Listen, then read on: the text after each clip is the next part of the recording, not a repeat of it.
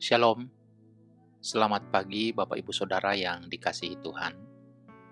Pagi ini kita akan membaca dan merenungkan firman Tuhan.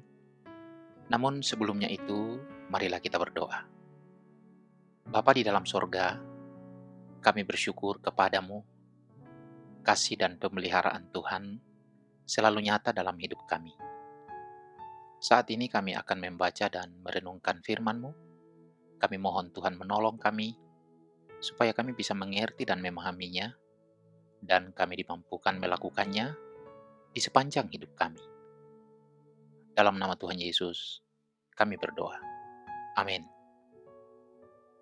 Saudara yang dikasihi Tuhan, firman Tuhan yang akan kita baca dan renungkan pagi ini dari Yesaya pasal 6 ayat 8. Yesaya pasal 6 ayat 8. Demikian firman Tuhan.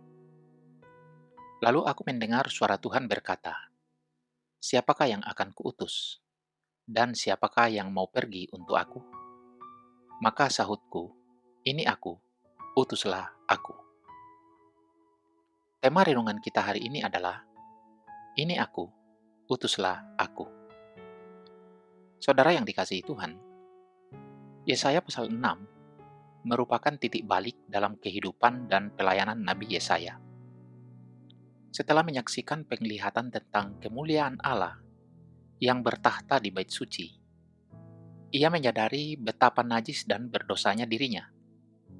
Namun, Allah tidak membiarkannya dalam keadaan itu. Tuhan mengutus seorang serafim untuk menyentuhkan bara dari mezbah ke bibirnya sebagai lambang penyucian dan pengampunan dosa. Baru setelah mengalami kasih karunia Allah, Yesaya mendengar panggilan Tuhan. "Siapakah yang akan kuutus? Dan siapakah yang mau pergi untuk aku?" Urutannya sangat penting. Penyucian selalu mendahului pengutusan. Allah terlebih dahulu mengampuni dan memulihkan. Kemudian, mempercayakan pelayanan kepada orang yang telah dipulihkannya.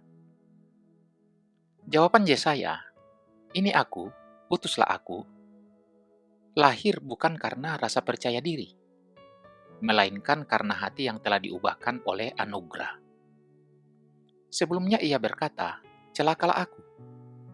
Tetapi setelah menerima pengampunan, ia berkata, "Ini aku." Orang yang benar-benar menyadari besarnya kasih karunia Tuhan tidak akan hidup hanya untuk dirinya sendiri. Ia akan rindu menyerahkan hidupnya bagi kemuliaan Allah. Pelayanan bukanlah cara memperoleh keselamatan, melainkan respon syukur atas keselamatan yang telah dianugerahkan. Saudara yang dikasihi Tuhan, firman Tuhan mengajak kita untuk bertanya kepada diri sendiri, apakah saya hanya menikmati kasih karunia Tuhan, atau juga bersedia dipakai olehnya?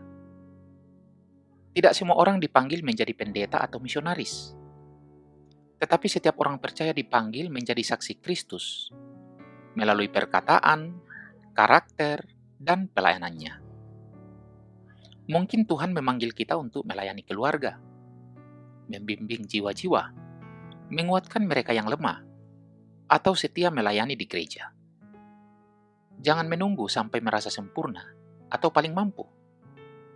Tuhan tidak mencari orang yang paling hebat, melainkan hati yang telah bertobat dan taat, bahkan rela dipakai menjadi alat kemuliaan Tuhan.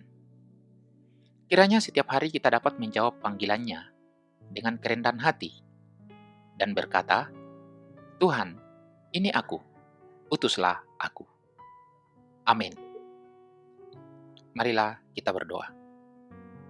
Bapa di dalam sorga, terima kasih karena Tuhan telah mengampuni dan menyucikan kami melalui pengorbanan Tuhan Yesus Kristus.